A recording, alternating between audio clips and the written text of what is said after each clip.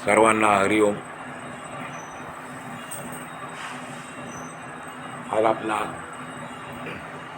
हरिपाठातला चौथा अभंग आहे.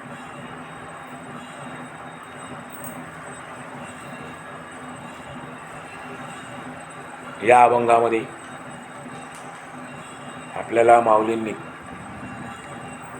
एक विशेष गोष्ट सांगितलेली आहे, जी व्यवहारामध्ये म्हणजे संसारामध्ये आणि परमार्थामध्ये सुद्धा आवश्यक आहे. तसं सोपा अभंग आहे, अर्थ समजायला काही विशेष कठीण नाही, पण त्याचा आशय मात्र आपल्याला समजायला एकचित्त केलं तर समजेल. आपण सुरू करूया अभंग चौथा. भावे विन भक्ती, भक्ती विन मुक्ती. भावे विन भक्ती, भक्ती विन मुक्ती. बळे विन शक्ती, बोलू नये. बळे विन शक्ती, बोलू नये. कैसे निदैवत, प्रसन्न त्वरित. कैसे निदैवत, प्रसन्न त्वरित. उगार आहे निवांत, शिनसी वाया. उगार आहे निवांत, शिनसी वाया. सायासे करीसी, प्रपंच दिननिशी. सायासे करीसी, प्रपंच दिननिशी. हरिसी न भजासी, कवण्या गुणे. हरिसी न भजासी, कवण्या गुणे.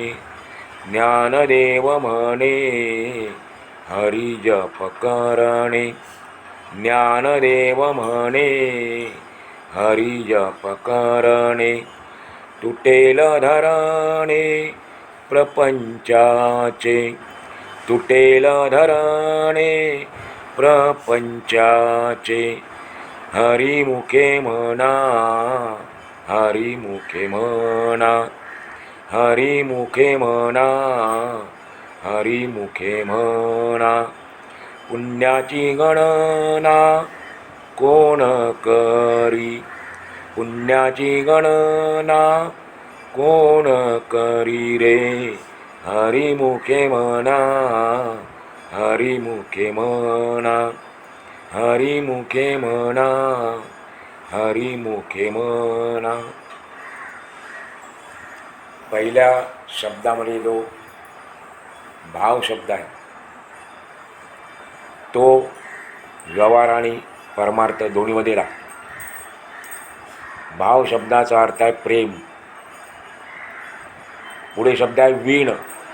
वीण म्हणजे शिवाय, व्यतिरिक्त. भावेवीण शब्द एकत्र घेतला त्याचा अर्थ होतो प्रेमाशिवाय, भावा व्यतिरिक्त. बळ म्हणजे शक्ती. पुढे शब्द आलेला आहे त्याच्या आधी.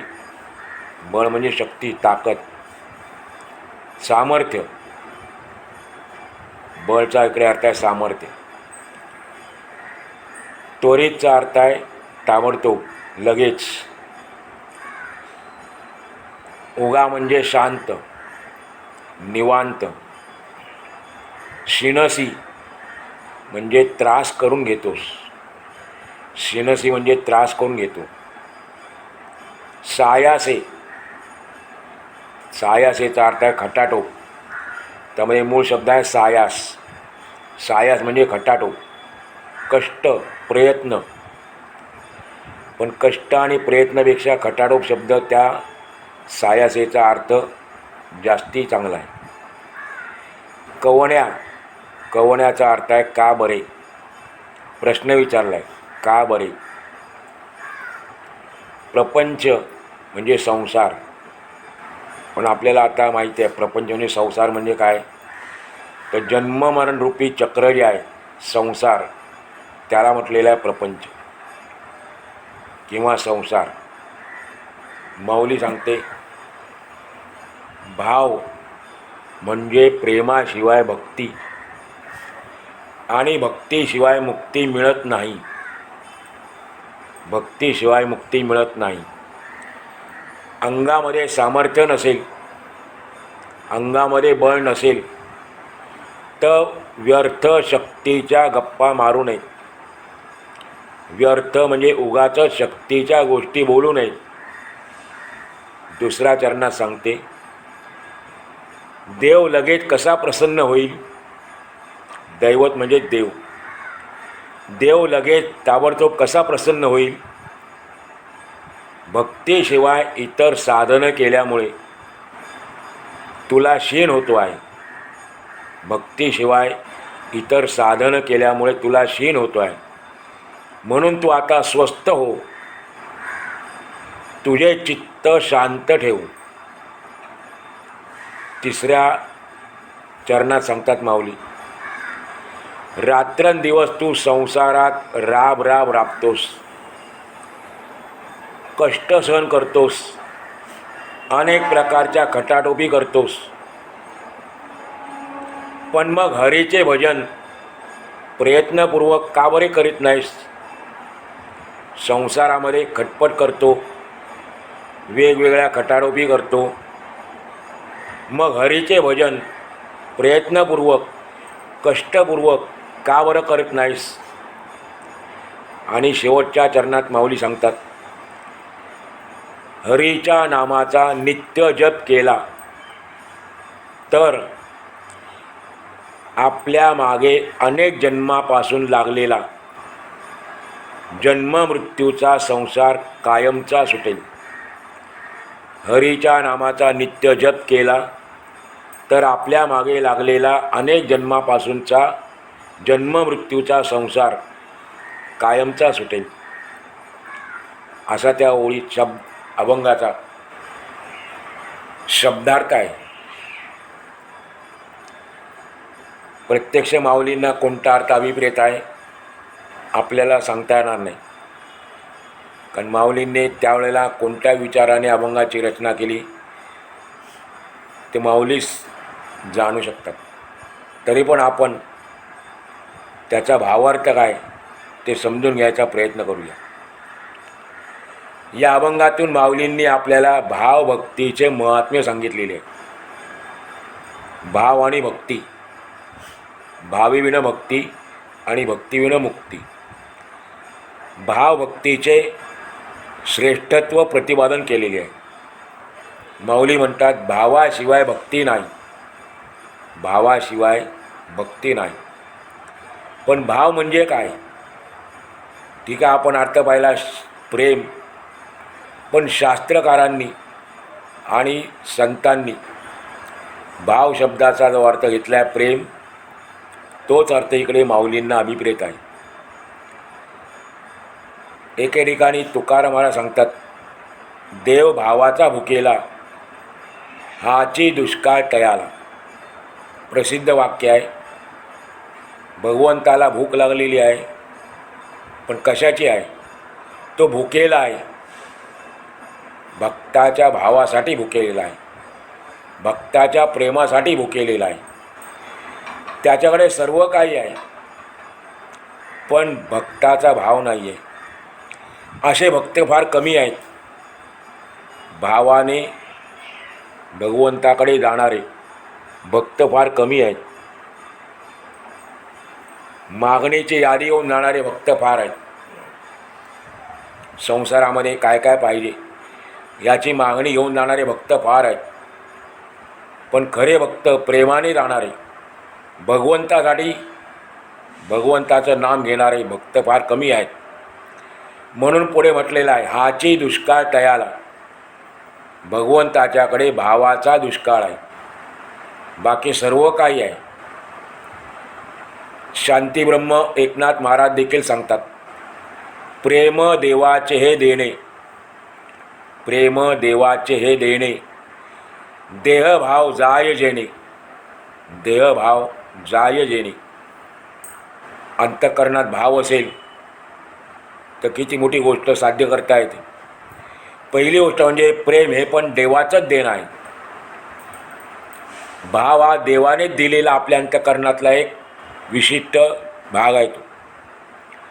आणि हा भाव असेल तर आपल्याला देहभावसुद्धा राहतो, जी परमार्थामध्ये आवश्यक गोष्ट आहे.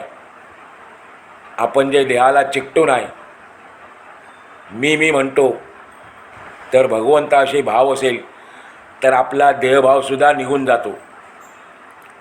भक्तीचे आचार्य श्री नारद महर्षी भक्तीची व्याख्या करताना सांगतात, भक्ती ही प्रेम स्वरूप आहे आणि अमृतमय आहे.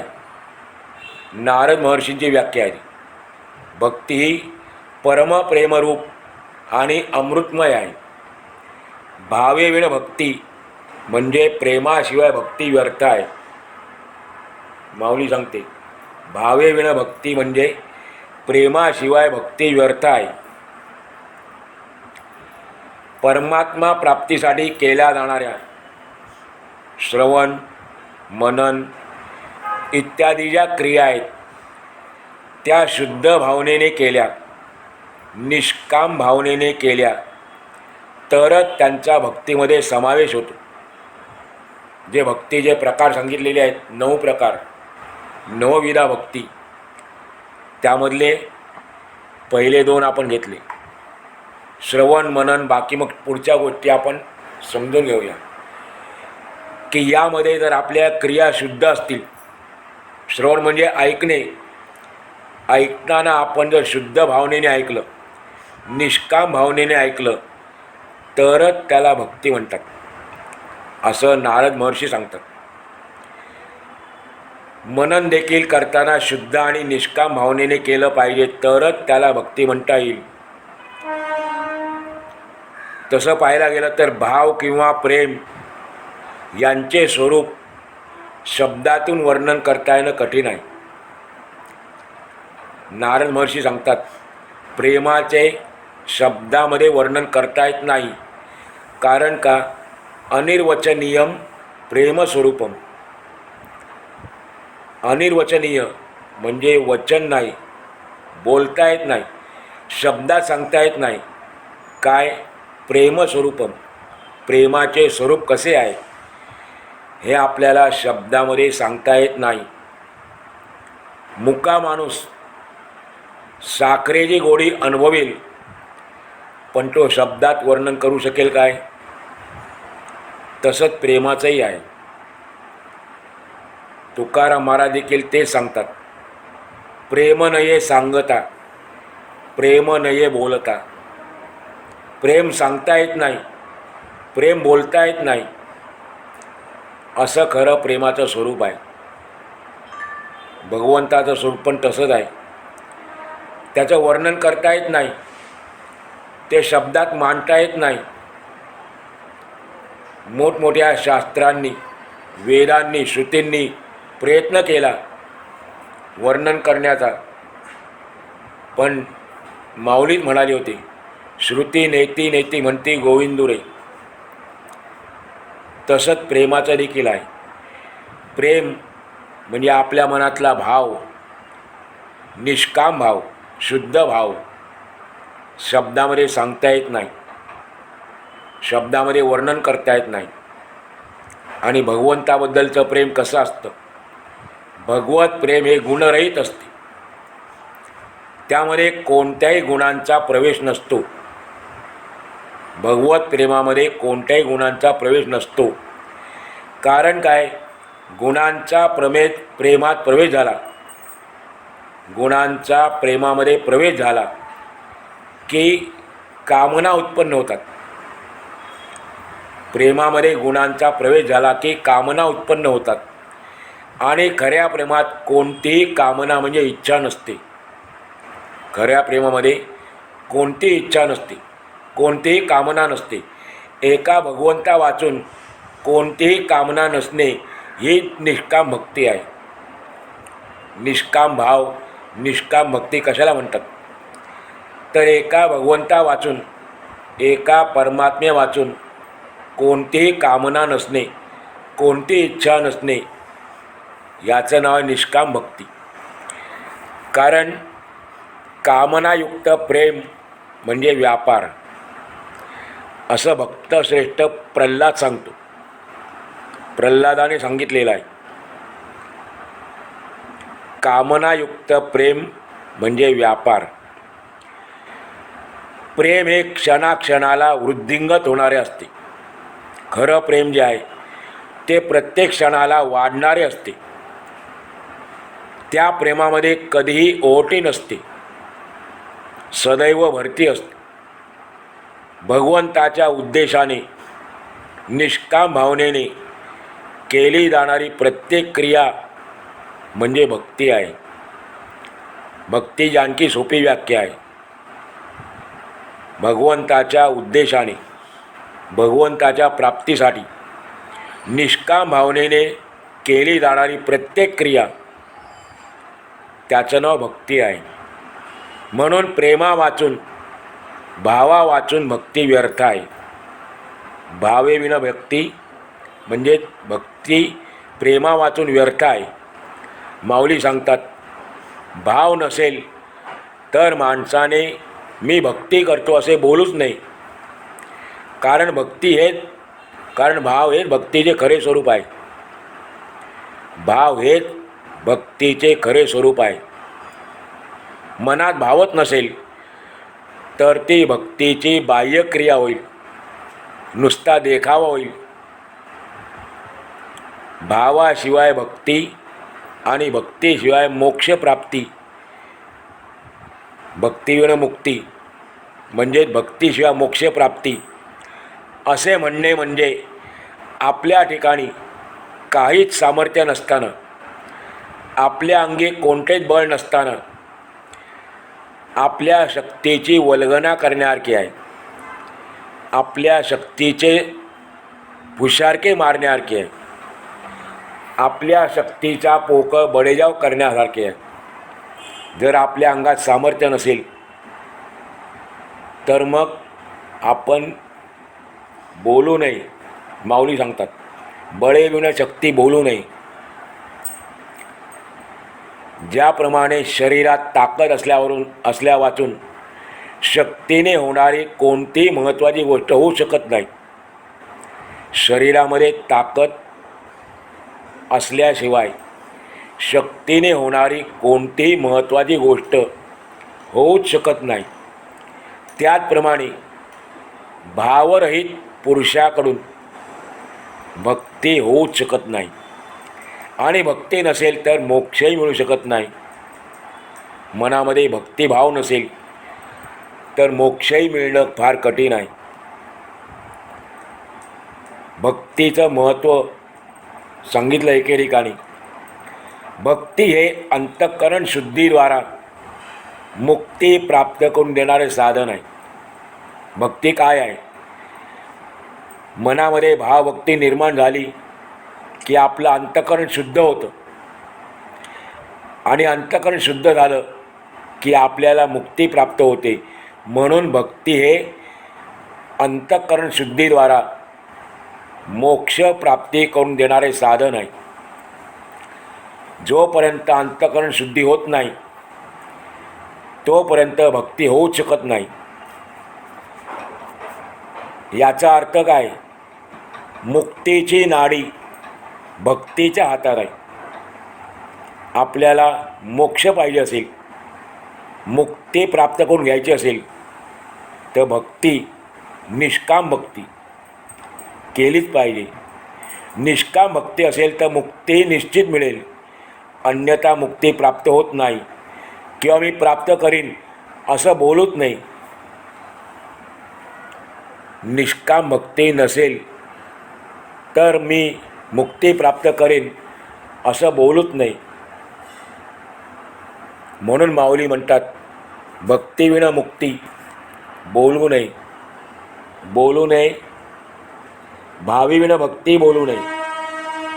भक्तीविना मुक्ती बोलू नये. बळेविना शक्ती बोलू नये. असं ते क्रियापद आहे, ते तिन्ही ठिकाणी वापरायचं म्हणजे आपल्याला अर्थ सोपा जातो. भक्तीविण मुक्ती बोलू नये, परंतु लोक काय करतात, मोक्ष प्राप्तीसाठी योग साधना करतात, याग करतात, तप करतात, तीर्थाटनं करतात, पण एवढं करून देखील मोक्ष तर मिळत नाही. अनुभव मात्र उलटा येतो. या सर्व क्रिया केल्याने, या साधना केल्याने, कोणती योग साधना, याग साधना, तप तीर्थाटनं हे केल्याने अंतःकरण मन शांत न होता ते जास्तच अशांत होते, अस्थिर होते आणि अहंकारी बनते. मग जर मोठमोठ्या साधना करून सुद्धा देव प्रसन्न होत नसेल, या साधना आपण आत्ता पाहिल्या त्या फार कठीण आहेत, कष्टप्रद आहेत आणि त्या करूनसुद्धा जर भगवंत प्रसन्न होत नसेल तर तो साध्या भक्तीने कसा आणि केव्हा प्रसन्न होईल असा प्रश्न येतो मनामध्ये. जर एवढ्या कठीण साधना करूनसुद्धा भगवंत प्रसन्न होत नाही तर साध्या भक्तीने तो कसा प्रसन्न होईल आणि केव्हा प्रसन्न होईल? माऊली या प्रश्नाचे उत्तर समाधान करताना आपल्याला प्रश्न विचारतात. आपल्याला प्रश्न विचारतात, कैसेनी दैवत प्रसन्न त्वरित. आपलं कसं माहिती आहे का, जरा कुठे साधनेला नामस्मरणाला सुरुवात केली की आपल्याला लगेच देव प्रसन्न झाला पाहिजे. माऊली म्हणतात, कैसेनी दैवत प्रसन्न त्वरित. दैवत त्वरित प्रसन्न कसं होईल? यातून आपल्याला आजकालच्या मानवाची प्रवृत्ती दिसून येते, मनुष्य स्वभाव दिसून येतो. त्याला बी पेरल्यानंतर लगेच फळ पाहिजे, ते कसं बरं शक्य आहे?